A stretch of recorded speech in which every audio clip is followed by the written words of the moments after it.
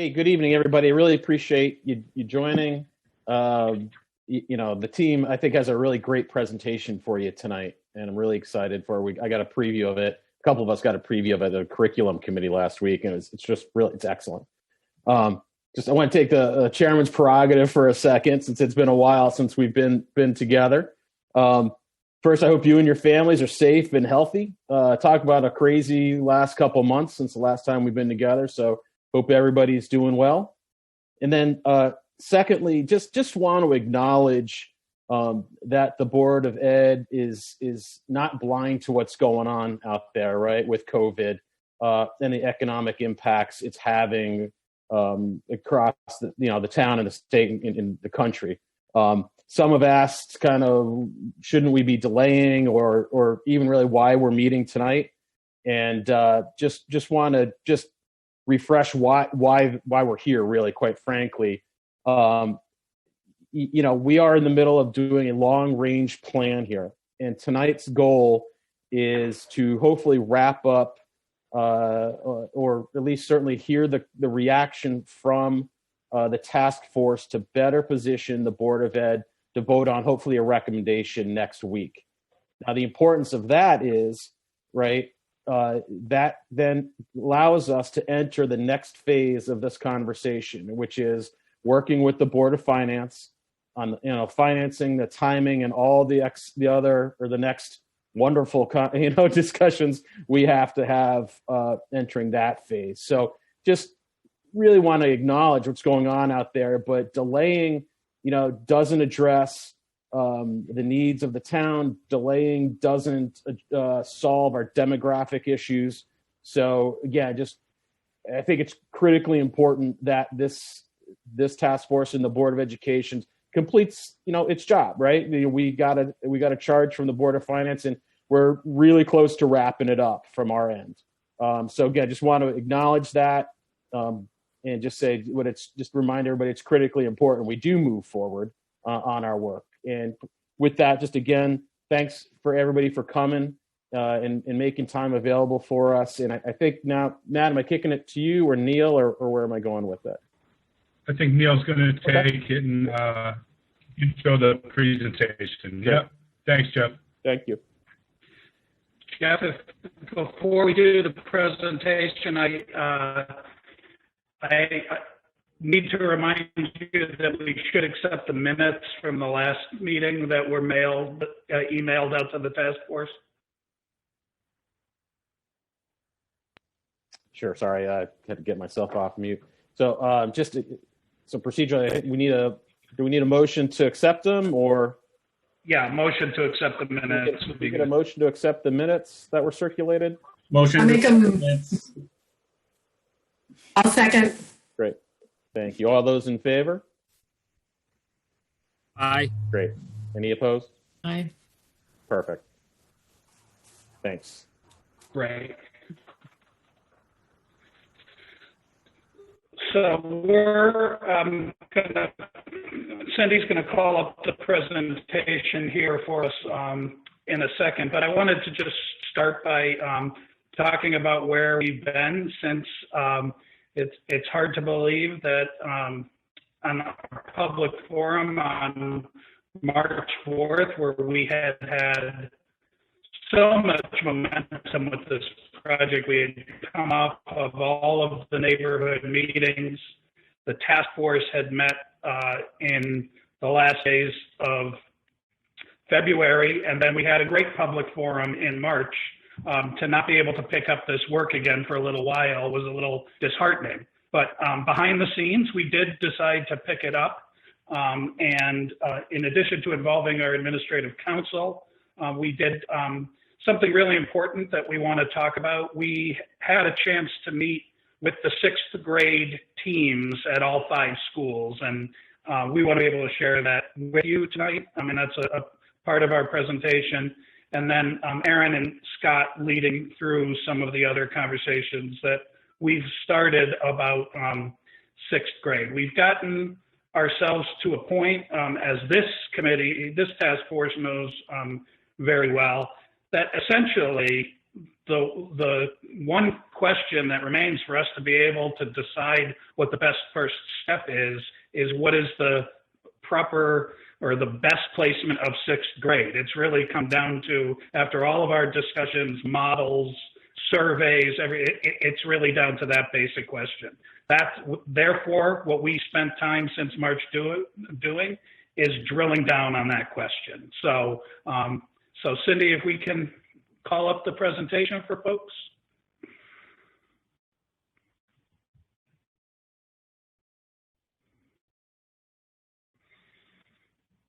Okay, so as I said, the main question as we go forward here is to simply state where is the best location for grade 6.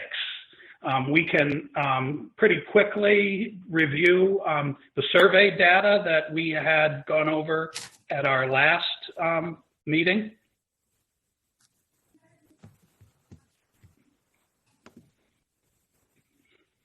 And the group will recall that in the community portion of the survey, we had a majority of people that answered the question that they would support a sixth grade addition to Henry James, which was in contrast to the way they answered the question for the 5-6 school, where it was a minority that had support for that. This one demonstrates that, again, it's the reason why the task force really moved the 5-6 option off the table in February. Certainly that was the right decision given the level of support. So this was certainly encouraging that people stated that they could support it. It certainly wasn't overwhelming. What was overwhelming was when we looked at the staff portion of the survey. And again, to have any kind of surveying that comes out at an 80-20 clip, that's pretty extraordinary. And we went out to find out why that feeling was so strong, and I think we got some good answers. The other way we asked the question, if you go one more forward, Cindy, is where, this one to me was rather striking, where do you believe is the most effective location for grade 6? And the educators in the district are down to only 17.5% believing that the most effective place for grade 6 is where we currently have it. Now, I know that that's a mixed up stat with the 5-6 option in there. And if you ask this question a different way, but you know, we really wanted to get out to the experts. So one more forward, Cindy. What we did, and Erin Murray and Betsy Gonzalez, our Director of Elementary Curriculum, and myself had a chance to meet with all 5 teams. We met the Tariffville team in person right before the school shut down, and we held the other 4 conversations over Zoom during the end of April. We were able to get those teams together and have that discussion. I can tell you that among those 6th grade teachers, it was at least 80-20. It was probably more than that when you break down.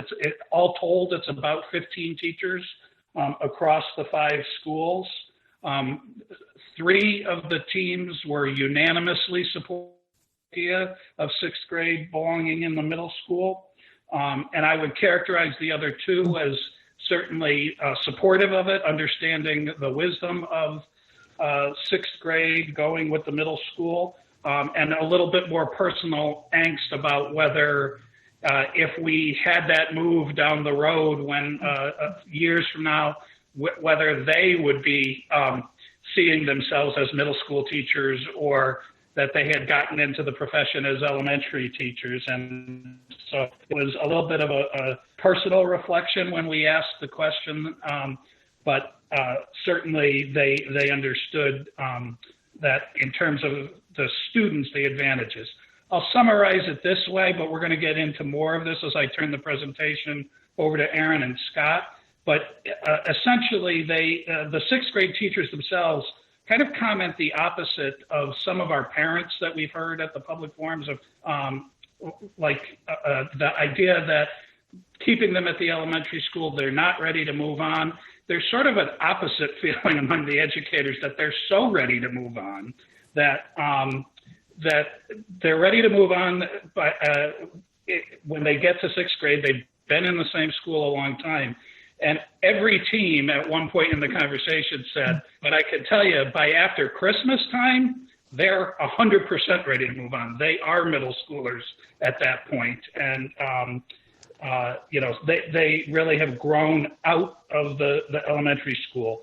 The sixth grade teachers described some challenges of working with kids in a setting that is so directed toward younger kids, and in some ways describing the environment for those sixth graders, 11 and 12 years old by that time, as really being a kind of a fish out of water in the environment that's so directed in terms of the play and the hallway behavior and all of that is just very different for sixth graders. A lot of them talked about the advantages that some had experience in 6-8 middle schools with their own children or had taught in one before. The advantages for extracurricular activities for kids to be able to interact where they're so limited at what they can do across the smaller elementary schools.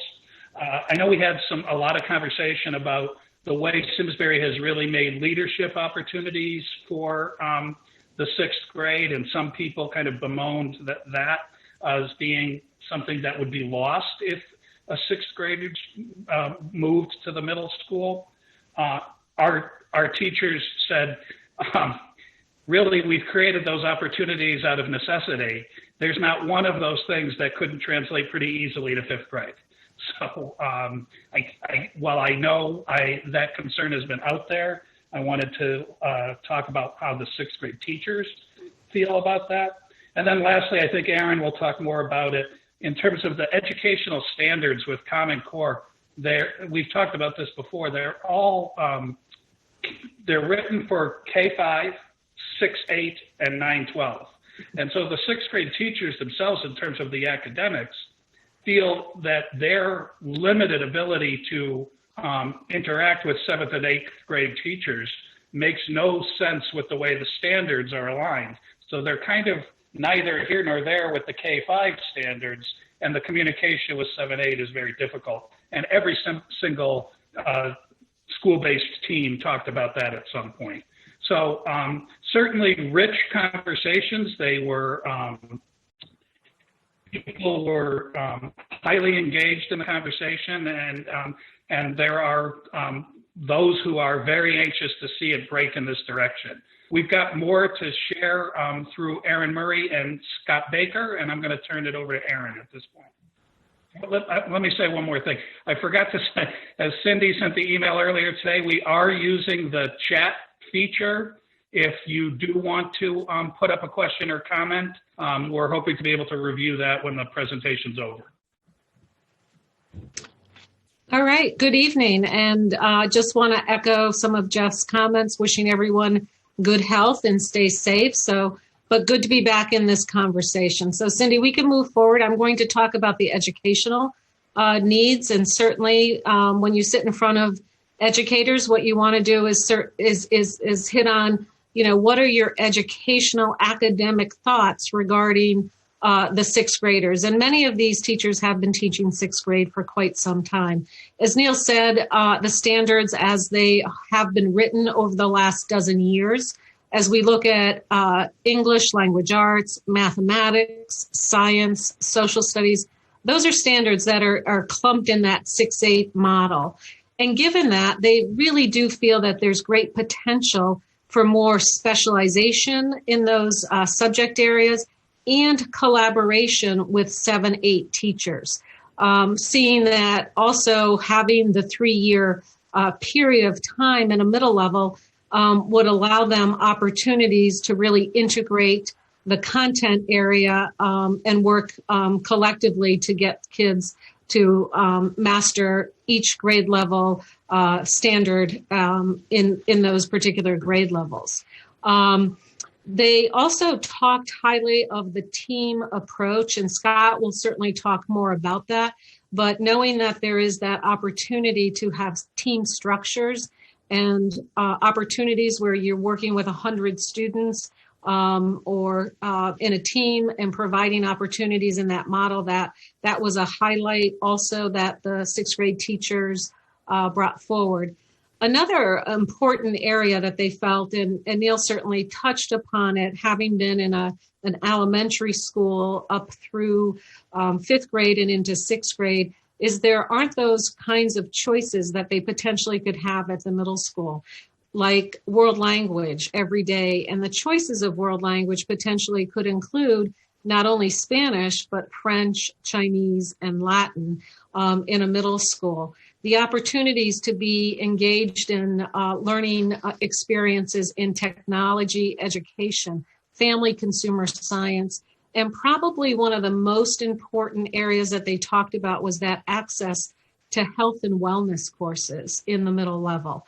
One of the comments I can remember clearly that had come forward is, teaching our sixth grades now, today, given where we were teaching sixth graders 5 or even 10 years ago, it's markedly different. And the opportunities for new learning chances in a different structure would really benefit these young middle level learners. And then finally, not all of them, few of them had actually seen the new redesign at the middle school, but they've heard a lot about it. And as you think about that architecture, the notion of new classrooms, science classrooms that would really provide them opportunities to engage in science learning, different than the current classrooms that they're in. Not so much looking like the new 7th, 8th grade classrooms, but larger science classrooms with structures, water, ways in which to really engage in the science learning was exciting to them. But also the new library media center, this large makerspace. Scott will talk about it. I've seen it. It's remarkable. The opportunities that are available in that library media center, along with a green room that's there. And even talking about having the auditorium available. So finding ways to really promote this 21st century learning in an updated atmosphere and environment. So overall, educationally, academically, they certainly saw and talked about the benefits and opportunities to engage students in rigorous ongoing learning in a 3-year span of time. So I'm going to pass it off to Scott now, and he's going to walk into talking about the developmental, social, emotional needs. And, as a former middle school principal and Scott being there now, really important to think about these middle level learners as we think of them from 11 to 13, 14-year-olds. So Scott, I'm going to push it off to you now. Sure, thanks. So I'm going to talk a little bit about the developmental needs, the social emotional piece. A lot of this information has come from research we've done. It's come from conversations we've had with sixth grade teachers. I specifically have had a pretty good exposure to sixth graders in some way, shape, or form for the past 25 years. I've spent the better part of my days with 6th, 7th, and 8th graders in the capacity of a teacher, principal of a middle school, and then principal at Terrifil. So I've seen sixth graders in the middle school and in the elementary school. Pretty proud of what we've done, in Simsbury and at Terrifil with our sixth graders in the middle school. So this is in no way a judgment, I think, on the success of what we've done in our elementary schools, but more of a statement of what we believe could happen if we had our sixth graders up at Henry James with us. So one of the real important things to think about with a sixth grader is the developmental needs that they have. And we've said this a couple times tonight and obviously several times before, but a sixth grader is a lot more similar to a seventh grader than a kindergartner. And when you talk about the need for these tweens to be challenged, to have choice, that's a huge part of, if anyone's had a teenager, they crave choice. And if we don't give it to them, then they start making their own choices. And so, I think it's very important that we start to, address that developmental need of our sixth graders. And in a place like Terriffill, it's very difficult to give them all of the kinds of choices that we would like to. I think when looking, as Aaron said, in terms of looking at how we program, we have these amazing award-winning character programs in our elementary schools, the Climb program and Shine and all of it. It's very challenging to make that relevant for a kindergartner and a sixth grader, to continue to have the sixth graders buy in. I think we've done a really good job at leadership with the sixth graders, but I think that, and I'll say this a couple times through a few of my slides, that we have to be thinking about when we talk about the kids, it's talking about sixth graders, but it's also talking about our program as a whole. And so when we speak about leadership, I would say that we do a decent job with eighth grade leadership at Henry James, but what we could do with the eighth graders if we had a sixth grade at the school would be much more substantial. It's a little stretch sometimes when you have some mentoring going on of just the students 1 year younger, but 2 years younger, that would make a big difference. And so to be able to offer a really strong leadership program in fifth grade and then also in eighth grade is something that this would offer. I also would say, independence is really important. At the elementary schools, a lot of these sixth graders are being walked by their teacher out to the bus still, and walked from art to the cafeteria in a straight line in the hallway, silent. That's tricky for sixth graders to be asking them to do that. And I think they're craving more independence than that. And then looking at the extracurricular choices, there are opportunities at the elementary school for sixth graders to get involved, but nowhere near the level of clubs, extracurricular sports, and you name it, at Henry James that we have available for sixth graders. You could go to the next slide, Cindy. And so, when looking at the social emotional needs, we talk about the development and the social emotional. It's a little separate because I think that their social emotional needs are unique. Sixth grade is a unique year. When you look at the arc of a year and you talk to any sixth grade teacher, a good 75 to 90% of them cross that threshold into being a teenager, being a middle schooler in sixth grade. Like that's when this happens, whether it's socially or their own bodies in terms of the changes that are happening. That happens in sixth grade for a vast majority of the kids. And the support system's not always there for them at the elementary school, where you have, say, one school psychologist having to, support the needs of a 5-year-old and a preteen. It's just not the same, it's stretching thin. Same thing might be true for the nurse in terms of the types of things that they would have to, deal with. And so having sixth graders at a middle school where all of those resources are aligned to that age group, I think would be a benefit for them. There are also students who, when they make that transition, move from seeing the world, from their own perspective to seeing the world through others' eyes. The middle school student judges themselves based on how others see them. So when you talk about grades and you talk about having, all these opportunities for middle school students to shine in a setting that is with their peer age group, I think is very important. The transition time also, would allow them to create more meaningful connections with kids if it's over 3 years. I also, I'll talk about this in the next slide. It's just talking about when we have this transition is going to be important as well. The other piece that, feedback I've had from students and especially some parents at Terriffill, and this may be different than at Squadron, but, 7 years in one place is challenging. Like if you've had an embarrassing moment or had a challenging relationship, say with, a music teacher or an art teacher who you just have them for 7 years, that's a long time. So that's feedback I've gotten from kids is that for the ones that maybe have had a tricky elementary school experience, they were ready. It was time to move and get a fresh start, either with friends or with teachers or so on.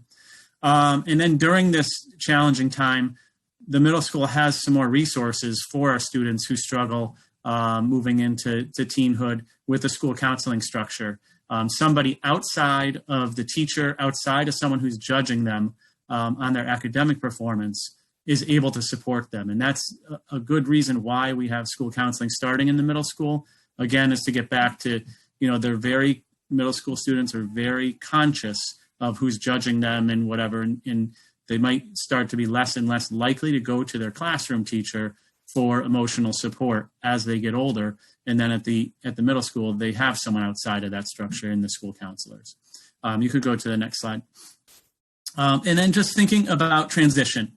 When I was at the forum a few months ago, it feels like years ago, I heard quite a bit, and I, in my own research, have seen some of the recent research about middle schools. When you look at a study coming out of Duke, and a lot of the research coming out of the Boston public schools is available. A lot of that research is about eliminating middle school. And we know for certain that we are going to have a middle school in Simsbury, and that we are going to have a transition, whether that transition happens, as it currently does from 6 to 7 or goes from 5 to 6.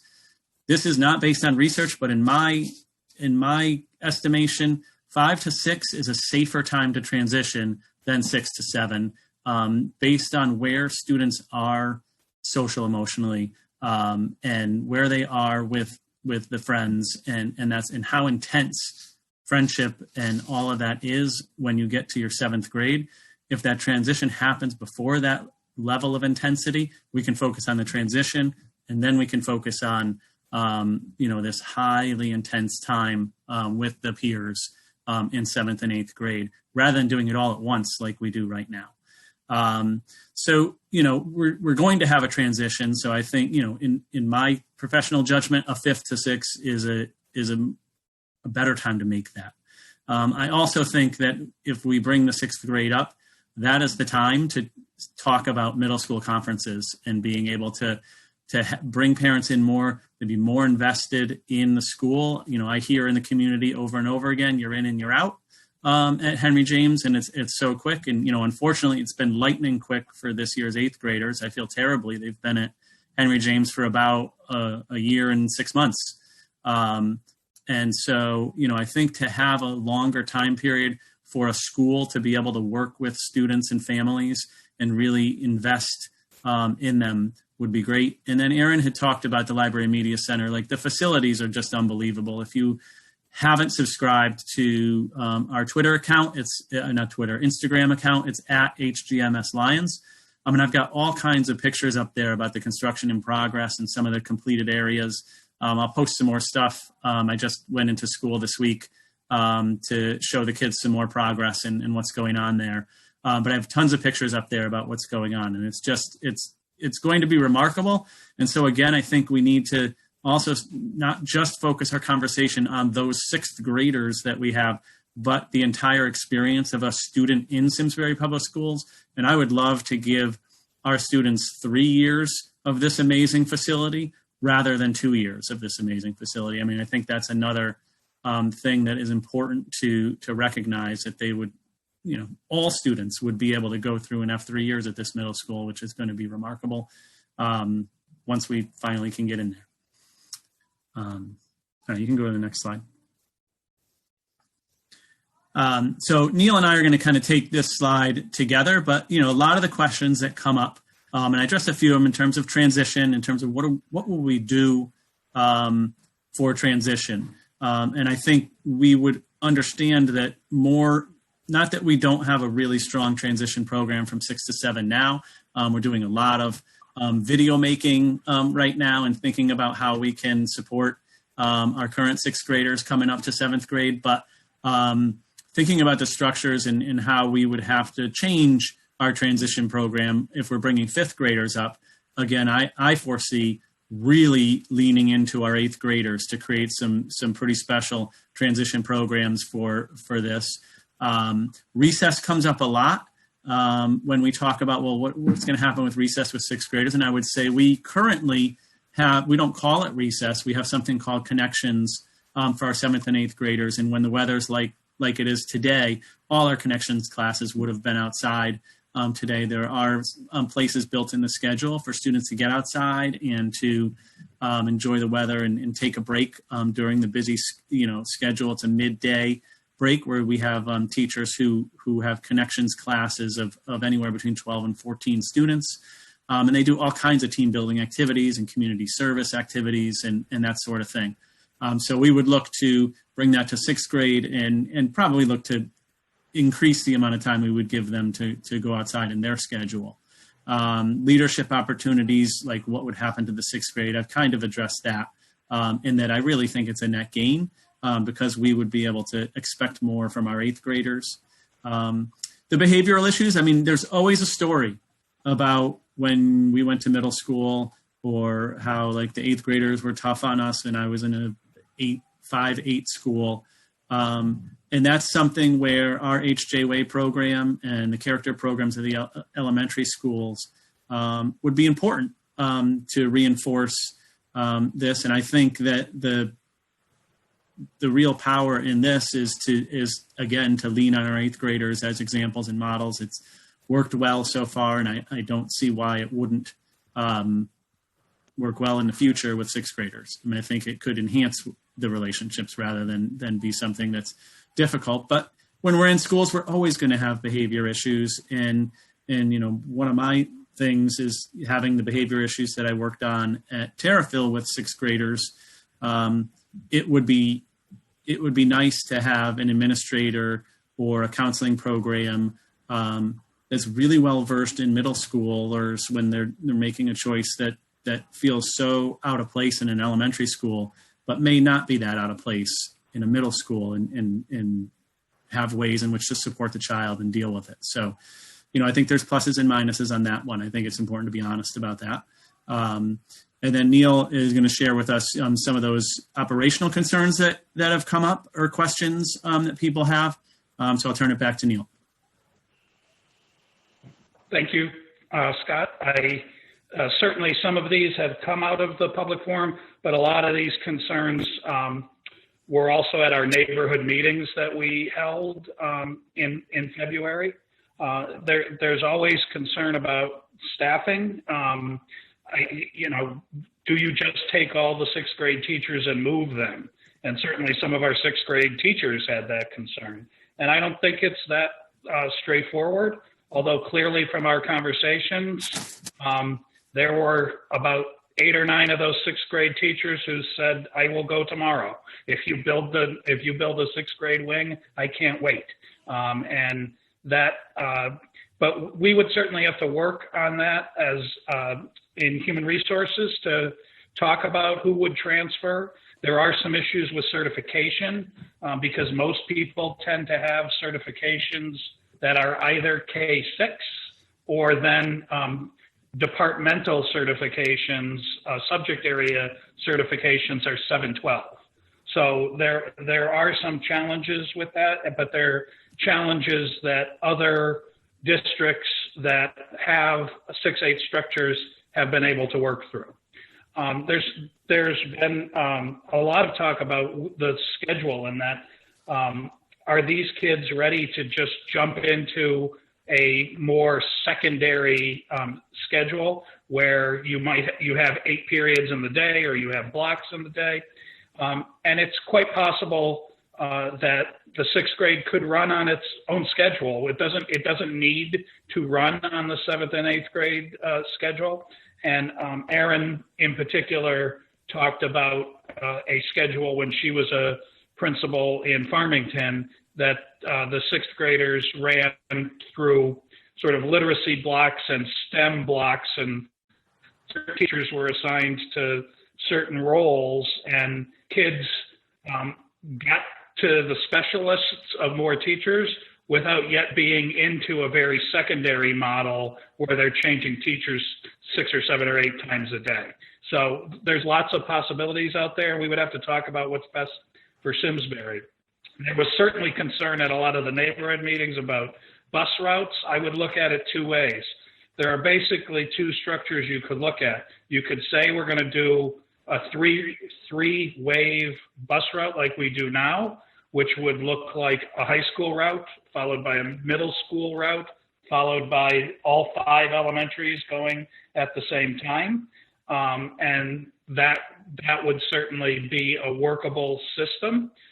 But I do think it might present an opportunity to look at whether we would have the ability to go to a 2-wave system, which would be the current, which is a middle school, high school. Quite frankly, our middle school and high school buses, many of them are underridden because parents will bring kids to school, or as high school students drive themselves. And then because there are so many afternoon activities at both the middle school and high school, the buses in the afternoon are nowhere near capacity.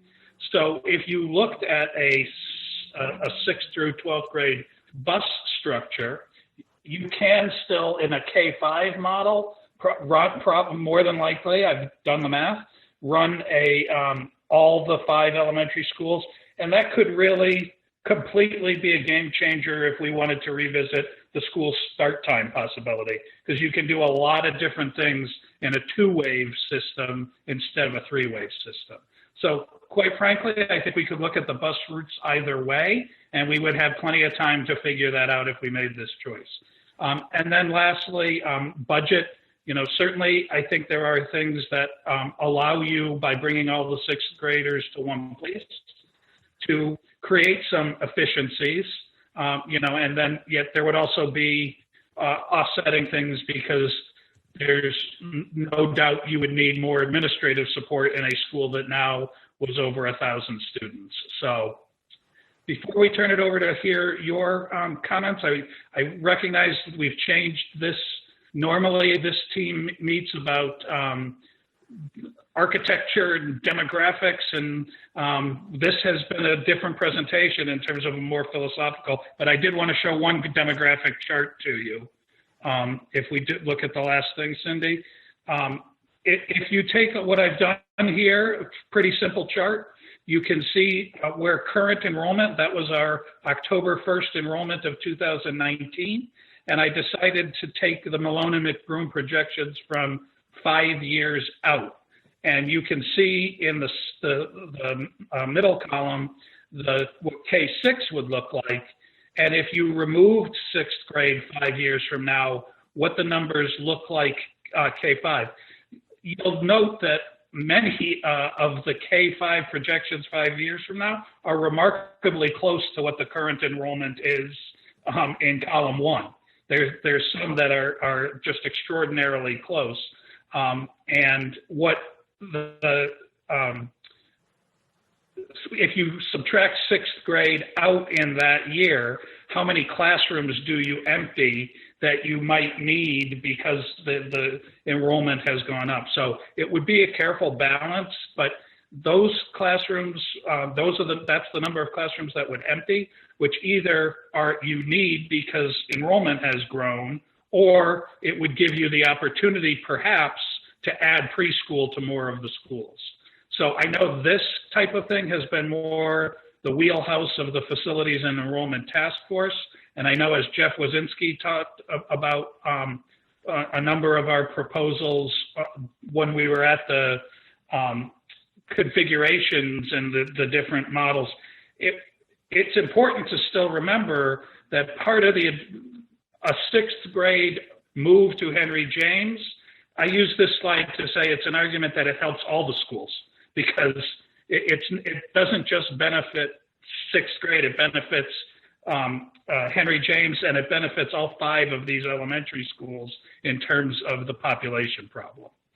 So with that said, our finishing slide is this, and then we want to hear from members of the task force, that given where we came over the course of the year with the survey results, based on our focus groups with 6th grade teachers, and then all those educational and social emotional reasons that we've outlined, and knowing that we have to pay attention to transition, we are actually at the point where we believe that there is strong support for 6th grade students to be located at Henry James. And want to hear your feedback, but that is basically the recommendation that we would bring to the Board of Education at its meeting next Tuesday night. So I'm going to leave it there, and I think I'm going back to Jeff Tyndall, who's going to try to help facilitate any conversation with the task force. Oh, I even have myself on mute, so I apologize there. So yeah, I'll try to navigate this. I think we're trying to use the Cindy, chat. can we go back to the gallery view? Yeah. Yeah. And just let me appreciate that. And boy, talk about that last or second to last slide on the demographics when you see Latimer and Squadron increasing by 100 if you maintain the K6 model. That's pretty startling. But let me just kick it off, and I think maybe this is a question for Scott, but obviously Aaron and Neil, you all have experience in this realm as well. But with moving the sixth grade to Henry James, I guess where I'm heading is with maybe diving a little deeper in the emotional needs of the particular student, because the current configuration, it seems to me, there's stress because the adjustment is coming in. And then in eighth grade, your stress is because you're about to leave. There's no time in that 2-year period, it seems to me, if I'm reading this correctly, that student just literally has a chance to breathe and just be a student. Scott, are you seeing that on a day-to-day? I mean, am I reading that right? I just wanted to kind of throw that out there. Yeah, I mean, I think that's a correct read. I think that the students are basically in transition their entire time. Because we spend a good part of the fall with our seventh graders getting ready, figuring out how their locker works. They figure out the schedule. And, I would say they're feeling comfortable at Henry James by winter of their seventh grade year. They're into the schedule. They're understanding what it means to be a middle schooler. By the spring, I think they've totally got it down. But then we start hitting them pretty early in eighth grade with the high school orientation. And, that happens prior to the winter break, where they're thinking about schedules and what options they want to take. And around January, Ken Para will come down and talk to the students about. So it happens fast, right? So they have a few months where they're feeling like they're, a good part of Henry James and all that. But it is. There's transition activities happening for good chunks of both seventh and eighth grade year. So, right. I wouldn't say they don't ever feel like they're part of Henry James. I would hope that's not the case. But in terms of when they feel comfortable, I'd say spring of seventh grade and fall of eighth grade, and then they're getting ready for the high school. Yeah. No, I appreciate that. I didn't no malintention. That was really the point of the question. Is there's you're either coming or going, right? They are. They really are coming or going. Yeah. Right. Thank you. We have a question from Wendy. Wendy, certainly you can ask read it. If you want me to read it, however you want me. Well, I tried to follow the protocol. Right, appreciate that. So I appreciate all the sixth grade, the research and the analysis that goes into it. And I'm looking at it from a whole different place right now. And it's may not be the conversation we want to have, but just because of what's going on with COVID, I feel like don't we need to look at things a little bit differently now, because the world has pretty much changed for us. And there's 3 things that I think just to consider is the potential for schools changing in general and limiting numbers of people on site and having some sort of alternate schedules for students. So you don't have a full deck, every day. And then that's one piece. Another piece that I'm worried about is the state not being able to provide the funding. So we're doing those renovate as new. We're counting on the state to provide a lot of funding to support this. And, if we don't get all that money, then the cost is going to go on to us and the taxpayers. And then the third part of that question is with the taxpayers now, looking at, what's happening to us, what's happening to the residents, people losing jobs, what's our capability and ability to absorb these costs over the next few years, given what we're all going through right now. Sure. Yeah. So Can I give that I one can take a the shot? shot at it. Go ahead, Matt. Okay. Thanks, Wendy. And I think those are really thoughtful questions, and a lot of people are thinking about those same things. We've been in this situation for a couple of months now, and as everybody knows, it's so fluid, it's so unpredictable. So I think it's super important, as Jeff said at the onset, that we do complete the plan, the long-range plan. And really what we're trying to get at is what that first best option is. And I think once we have that first best option, those very questions that you are talking about, Wendy, get vetted through that option. Otherwise, I think we continue to go down multiple avenues at one time and never focus the conversation on what the configuration or the actual need is. Particularly on the cost front. I think it's really important that we're able to go to the Board of Finance with a plan that says this is our first best option. Now let's talk about the timing of it, the context of it, and variance of it potentially. But I think it's important that we come to a concrete decision on what that next step is. Great. Next question comes from Andy, a somewhat relative or similar question, but Andy, you want to go ahead? Floor is yours. Yeah, just very simply, how does this plan dovetail with the prior discussion we had we identified as a primary initial concern with the renovation or the expansion at Latimer just due to the demographic shift to that southern part of town. So does this work in conjunction? How does this impact that semi-immediate Latimer issue? Yeah, can I take a stab at that one as well, Jeff? Yeah, please. Yeah, I think that's a key point to make, and we can't forget the needs of Latimer Lane School.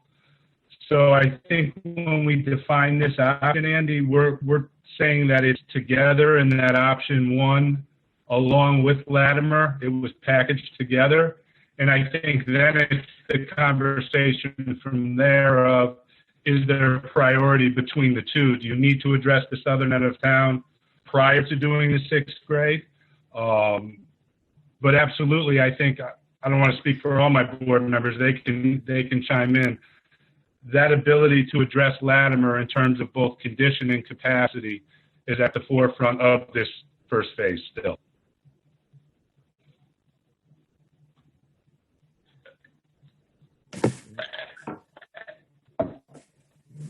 I think that may be all the questions I see up in the chat function. Just want to throw it open. I would just support Matt on that. I mean, I think that's really our priority. That's been our priority for a long time for a very, very solid and good reason. And I think we can't lose that vision. Agreed. And I would say that, distance learning as a long haul answer seems really challenging at best, trying to be kind. And I think while we have to plan with the impacts of that in mind, I think we need to remember that what we have to do is we have to do our best to address the long range plan. None of this is going to happen tomorrow. None of this is coming quickly. If we don't vote, I don't have delusions that this would be on referendum next spring, but now maybe 2023, we're talking about 2026. I think we need to keep in mind that this is, again, a long-range plan, not anything immediate. And hopefully there's a recovery that comes down the road. But if not, as Matt said, this is part of the planning once we have the plan we want to work with. And I think as well, the town, if I'm correct, will be going into a long phase kind of planning project as well with Tecton. They're initiating that work or at least engaging in that conceptual process as well. So you'll have a lot going on in terms of conversation and needs across these buildings. And I know that it's important in my conversations with Board of Finance members that we, in pretty short order, get before them and kind of educate them as to what we feel the needs are, what the configurations are, and really do some various modeling. And I think that's what Wendy was getting at. You know, what does this really do in terms of impact to the town, impact to the taxpayers? And I think it's just, it's an important time to move that conversation. Great. I don't know if Derek wants to join that from a Board of Finance standpoint.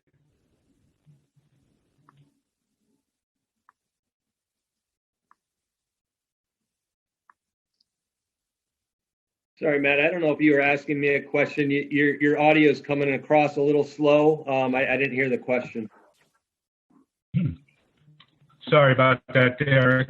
I was just talking through the importance of getting before the Board of Finance to educate them on the different project options and allow you guys to kind of ask your questions, do your work relative to modeling in the context of what's going on, the local economy and all.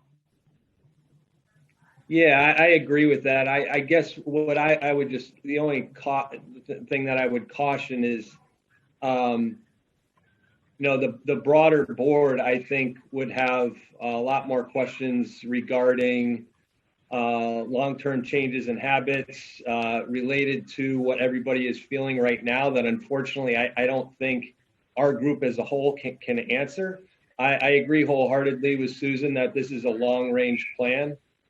And the fact that we've minimized it now down to 2 options is fantastic given the size of the group and the amount of input that we've had. I think it's a gigantic task that we stepped up and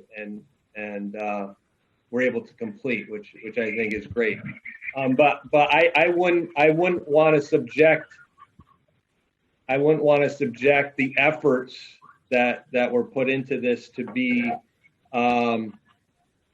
buzzsawed by I'll call it anxiety of the current situation of 21 million people losing their jobs in April, and talking to the public about, or in any way making it feel like we're pushing forward to spend money on these projects when even in a year's time, we probably don't know exactly. I mean, a lot of what we talked about was the need to do this quickly because we saw the enrollment growth in that 2022, 2023, if I'm not mistaken, Jeff, that time frame. So time was of the essence. I just think that there are, more unanswered questions right now, such that there is, to the point that there is a slight recovery in the economy. People feel good that they have their jobs, that, hey, maybe they will be able to go back to the office. Maybe they will be able to get their job back and have some semblance of, normalcy as we knew it. And look, I'm hopeful of that. But the amount of government spending has been unprecedented, double that of the global financial crisis. We lost all jobs that were created over the last 10 years. So I think as much progress as we made, I feel as though it's an unfortunate time to, and we're not making any decisions, Matt, to your point. I think it is important to keep taking steps forward. So that would be my main takeaway. And that's what I would try and remind the Board of Finance also, that, we're we're taking steps. We're not spending anything yet. We think as of today, with what we know today, that this is the best step forward. I'm just sensitive to the timing of the presentation. Absolutely. Tom, Roy, you just had a question on timing. Yeah, just with the big bump in demographics scheduled to hit Latimer, would Latimer have to happen before the 6th grade, or is 6th grade, presuming it goes to Henry James, going to be necessary to allow kind of that construction float space to make Latimer a little bit more efficient? Great question. Is that a Neil or Jeff, maybe even? Or? You want? Yeah, go ahead. Yeah, so, I mean, certainly Tecton's options that they drew up for us pictured a 6th grade addition in Latimer Lane as simultaneous projects. Given Derek's comments about where we are economically, I mean, I think that becomes much less realistic in terms of what you could ever be in the short term asking taxpayers to support. That, you know, that's definitely hard. And quite frankly, I think you could do it either way. I think you could address Latimer first and then go do a 6th grade wing, which is a smaller project, or you could do it the other way. Coupling them, I think, is harder than we imagined even 2 months or 3 months ago. But the other thing, so that's how I would answer that one, Tom. And if you, one of the things I would, Jeff Tyndall, if you don't mind, I would want Jeff Wazinski to address the importance of having a long-range plan when you do go to the state to support reimbursement. Mm-hmm. So I was wondering if Jeff Wazinski could weigh in on that. Mm-hmm. Sure. Can you hear me okay? Yeah. Okay, good. Yeah, I think that's one critical piece that the state's going to be looking for when you come in with whatever the first project is. They're going to want to see and understand what the long range plan is for the community. Like, what's next? What's your game plan? If we're going to renovate his new one elementary school, what are you doing with the rest? What are you doing with your demographics? So I think, Simsbury went about it the right way. You have, your master plan intact. And I heard all the comments about, yes, the world is falling apart and those kinds of things. But we do know that at some point it'll be put back together. And I think keeping, staying the course as far as studying these options really doesn't cost you the cost of the project, right? And I think you probably are going to have to look at alternative options to deal with if the demographics prove out, because a reminder, even if you were to submit a grant application next spring at the earliest, you're out until basically 2024. So just, again, it's not a flip of the switch. So, you're not making the decisions that you make now and then moving forward, that they have long-term implications, but the money doesn't have to start immediately. So I think the conversations, to what Matt was speaking to before, is to have the conversations. I understand you have to be sensitive to it, but to have the conversations as to, okay, this was our plan, this is the ideal plan, understanding the current financial conditions. Do we look at a kind of an alteration to that plan in order to still stay the course with the overall plan that you prefer? So that's my recommendation on that. But to answer your question specifically, Neil, yes, the state is going to look for your master plan. So you still need to have that. And to answer a question from Wendy early on, the state, as far as grant applications for this year, hasn't changed the deadline, hasn't extended it. So it's still June 30th. They haven't given us any indication of changes. There will be some changes, I'm sure, but status quo for right now, they're still accepting grant applications. So. Great. Thanks, Jeff. Jeff, while you have the floor, hey, Scott, you had a question about projections. I was just curious, in terms of looking at the formulas you run and the numbers we have. I wonder what the impact of this financial crisis and everything, does that factor into when we look at projections? Maybe not 3 years out because those kids are already born. Right. But as you get further out, is there any modeling that we try to look at again, given this situation?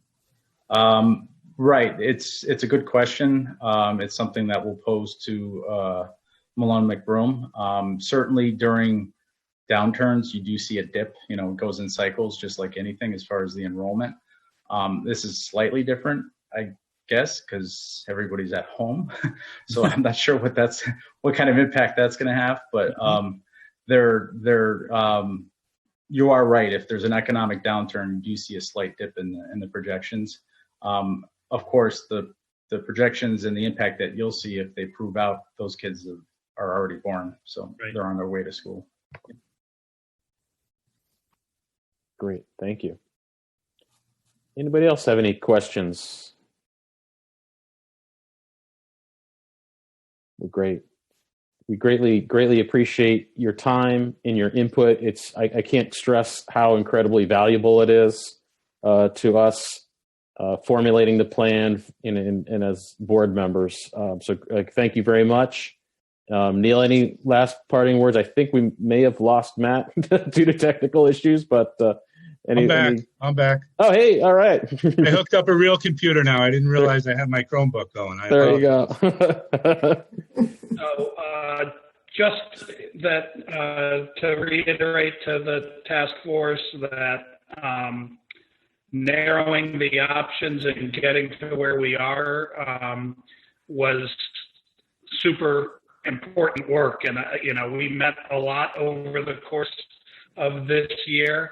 We feel like we're at the point where we can make a strong recommendation for the Board of Ed in terms of the best first step, and more than recognized in the community that the conditions changed, and that just want to emphasize the importance of getting to a long-range plan, and that the next step in this is a Board of Ed meeting next Tuesday night, in which the board will take up this very question. Hey, Neil, just a last-minute question from Derek for you. Yeah, sorry to backtrack. Okay. I never like to go back, but and I apologize. I was going through the notes to see if it was captured in the last meeting, but what was in terms of the responses to the survey? Can you put some context around the number received, both from the broader public and from staff? To put that 80-20 in context, what was the total number? Our staff was something like 200, I can't remember, 280 responses maybe. Okay. I can call it up real quick. I think it was in the high 200s, Neil, if I remember. What is it? It was in the high 200s, like 280, 290, something like that. Yeah. So, like 320? Oh, was it even that? I really don't want you to read into the question too much, but do you know, of those 320, how many are tax-paying Simsbury residents? I don't know the answer to that. Certainly, a lot of our teachers live in Simsbury, but I've never actually tried to figure that out. What percentage of our teaching staff actually lives in Simsbury? It's pretty high, okay. But I don't know an exact figure. And what was the total broader public response in total votes? Hey, and Jeff just posted it. It's 1158. Oh, perfect. Thanks, Jeff. Yeah.